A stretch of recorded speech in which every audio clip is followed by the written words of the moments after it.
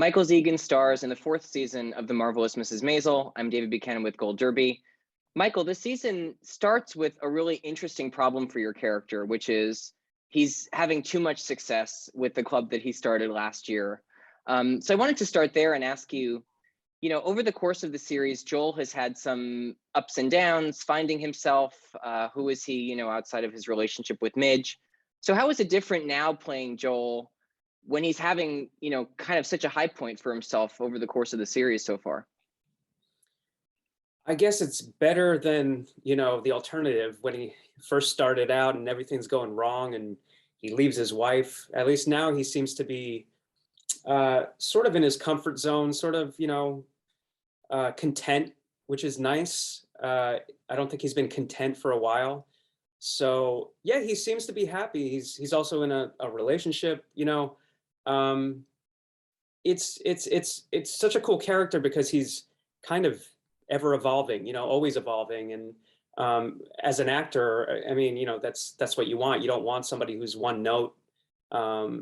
So yeah, I mean, I have to give all the accolades to Amy and Dan, who created him. And to be honest, like I still don't even know where he's going, and that's just an absolute joy for me because I mean, I don't really want to know. I'm not somebody who asks them where he's going. I like to be surprised because I always say I'm just as much of a fan of the show as anybody else. Yeah, it was a great season this year, especially for your character, as we start to see Joel and May's relationship evolve and really explore. We were introduced to Stephanie Hsu last year, and she's back in a large way now. So I just wanted to ask you, Joel is in a new relationship again and a serious relationship again. How is it different from when he was with Midge, and how exciting is it to continue to explore Joel, but now in a partnership with May? Yeah, it's interesting. I mean, it's certainly a different relationship than Midge. I always say they got together very young. They had kids very young, so it was hard for him to kind of be happy because he was kind of thrust into this situation where he was working in a dead-end job. He wasn't able to follow his dreams, and I mean, May is an entirely different beast. I mean, she's still a mystery. Like, you still don't even know what her deal is. She wants to be a doctor, but the other thing is that, like, I find that Joel is constantly sort of repeating the same patterns, getting into situations where, like I said before, he was in when he and Midge got together, they were very young and he was sort of stuck. And now, with her, I mean, I could say this because the whole season came out, but she gets pregnant and now he's sort of stuck again. And so I did find it interesting that he sort of keeps repeating these patterns. Yeah, it is so interesting. And something you said just now is a great point that comes up later in the season, which is Midge asks Joel, how much do you actually know about May? Right. And I think for the audience, we grow to love Stephanie's performance so much, and May through Stephanie. And then when Midge says it, the audience kind of realizes, oh yeah, we really don't know much about the character. So I wanted to ask you, like, what do you think? Are there any questions that Joel still has? Like, he seems, like you said, very content, but is he curious about, the family? What is he curious about her? I mean, I assume he's curious. I'm curious. I personally still don't really know what is up. I don't know what her deal is, and I assume we'll explore that a little further in season 5. But yeah, I mean, he obviously has. He's obviously attracted to the same type of woman. These strong, funny, no business kind of women. And yeah, but I mean, honestly, like I assume he's curious, but and there's not a lot I can say. Yeah, it's hard because there is some stuff that came up in season 5 that I was like, oh, okay. But obviously I can't say that. But yeah, I mean, she's just going to continue to be a mystery until she's not. Well, that's exciting. I mean, for the audience, certainly it's nice to look forward to, learning more about the characters. And as you said, your character too, because Joel continues to evolve in interesting ways. One way in particular this season that I loved, you're continuing your partnership with Alex on screen more as Mhm. Susie, Alex Borstein. So I wanted to ask you, that kind of dynamic was introduced in season 3 a little bit, and your scenes together this season are so funny, but they're also quite intense and meaningful, right? Susie's really gotten into a mess. Joel is angry with her, but also helps her in order to help Midge. So just talk about exploring those kind of layered dynamics with Alex as you continue to partner on screen. Well, they both, have that one common denominator, which is Midge and their love for Midge. And um, honestly, like getting to work with Alex is sort of a dream. I love working with her. I love the way our characters interact with each other. I think they're actually like more similar than not. Like they have, I think, a similar sense of humor. They have that sarcasm. I think both of them just get it and get each other. And I just love working with Alex because Alex is, she's surly in person, but I love her. Like she's just the best and probably one of the funniest people I know, and one of the most naturally funny people. She can make a whole room laugh just like snapping her fingers. I don't even know what that means, but it's if she did it, it's funny. So so yeah, I would love for more scenes with Joel and Susie. Yeah, and unexpected too, because Joel isn't aware that at the beginning of the season that Midge was fired. Susie's back unexpectedly. So I wanted to ask you too, how do you think, either as you watching the show, because you're a fan, as you said, or as Joel, what do you think of where Midge is in season 4? Because she really, she's kind of crashed down from this great job that she had and lost, and seems to be, she's trying to explore comedy her own way on her own terms, but seems to be kind of stuck or treading water, at least in terms of Joel, who can't believe that she's, emceeing at a strip club. Yeah, well, obviously, what happened in season 3, it happened, and she needs to sort of regroup. And I think it's, Lenny Bruce tells her at in the last episode, he says something along the lines of "Stop hiding," and I think that's what it is.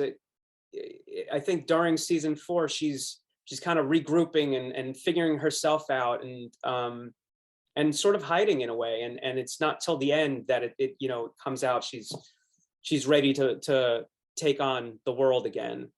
um she's sort of stuck, it's almost like parallel to what Joel was dealing with in season 1. um but she's going to find her footing again, and you'll see in season 5 she definitely makes some headway. Yeah, very excited to see that. Also excited to see how Moish knows about May. Shirley does not. These are Joel's parents.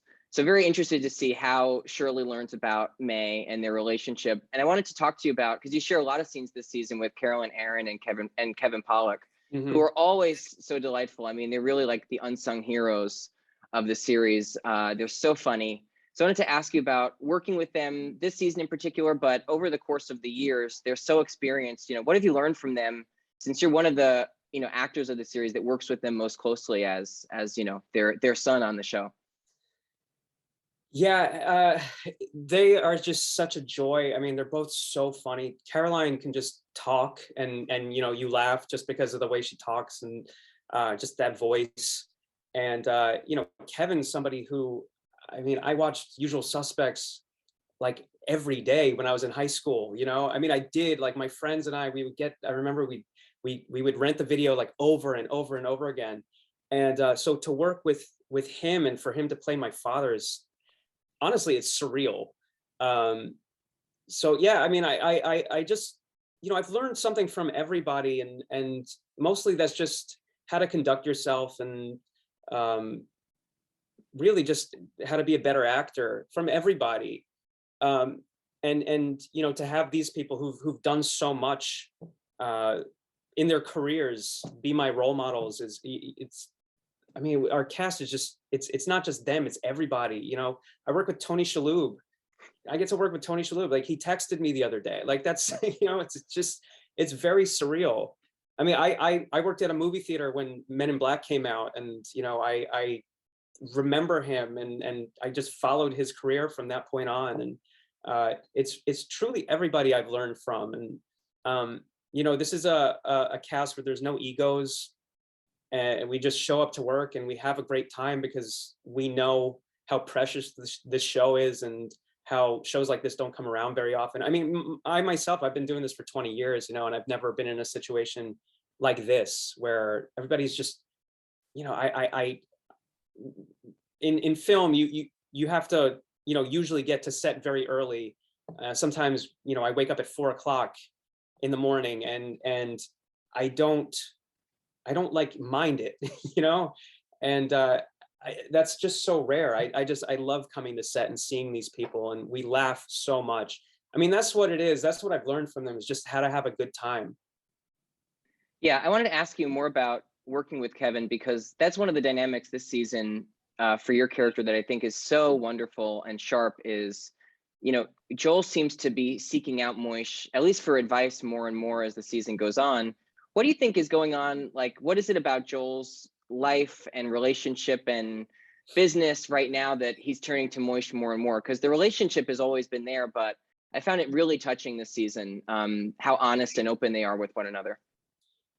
Well, I think, Moish is his father, and Joel's gotten himself in some situations, and I mean, that's who you go to. You go to your father, and yeah, you also, just speaking from experience, as a teenager, you don't want your parents involved in your life, and that does continue, because you want to show that you're an adult, and you can make your own decisions. But obviously, he's made some bad decisions, and you always go back to your parents. So as much as he probably hates the fact that he has to, seek his father for advice, he does it anyway, because he needs that sense of comfort.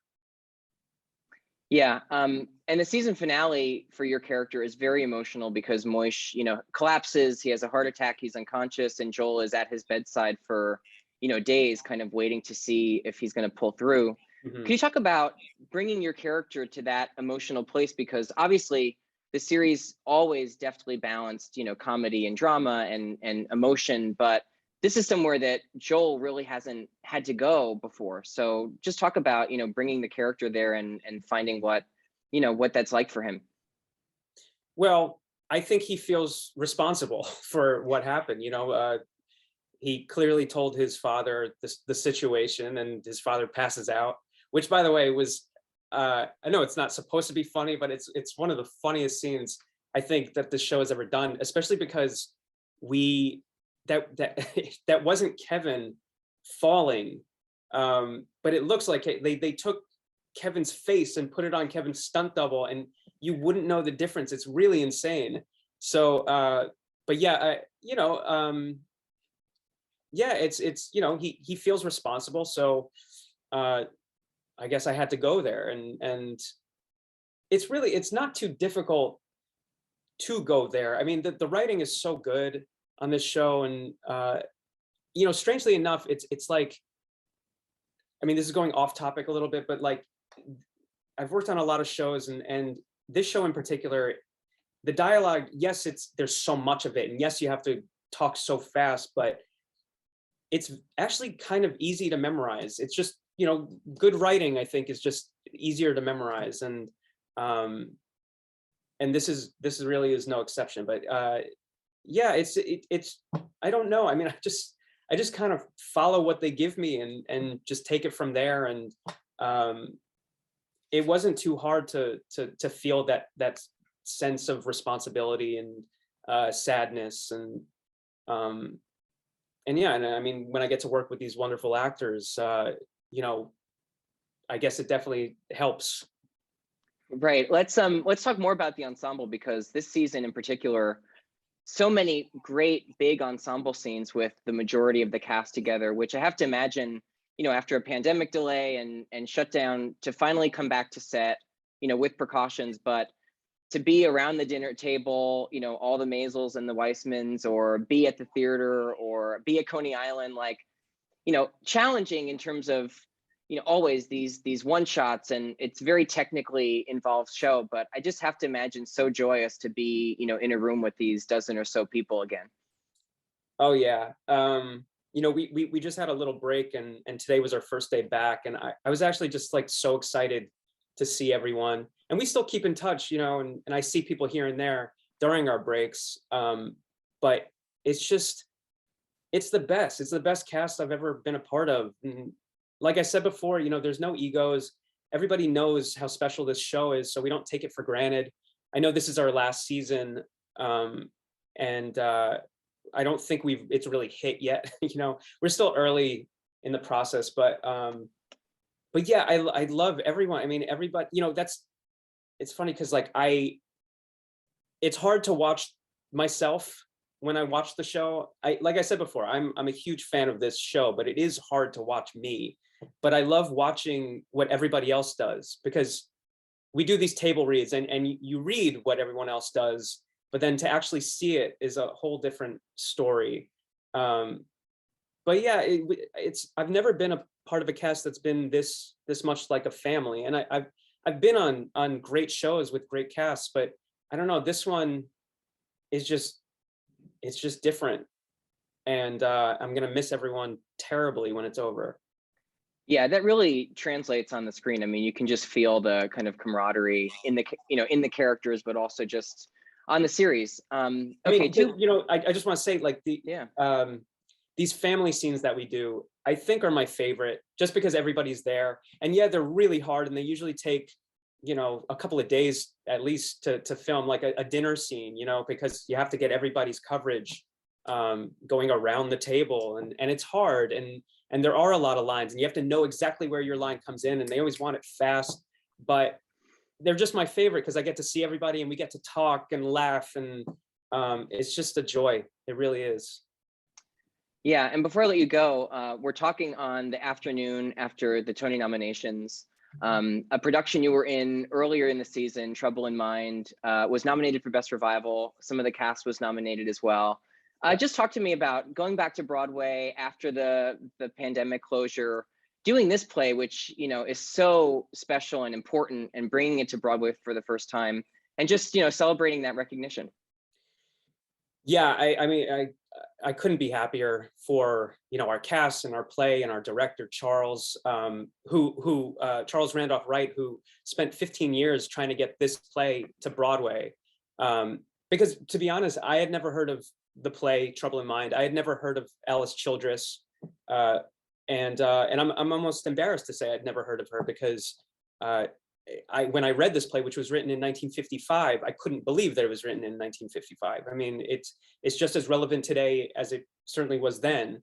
And yeah, I mean, to come back to Broadway after COVID, I was in a play that got shut down by COVID, so it was fitting that I was able to return and to play this great character, who is not a very likable character. But sometimes that's okay, you know. It's such a good part anyway. It doesn't matter.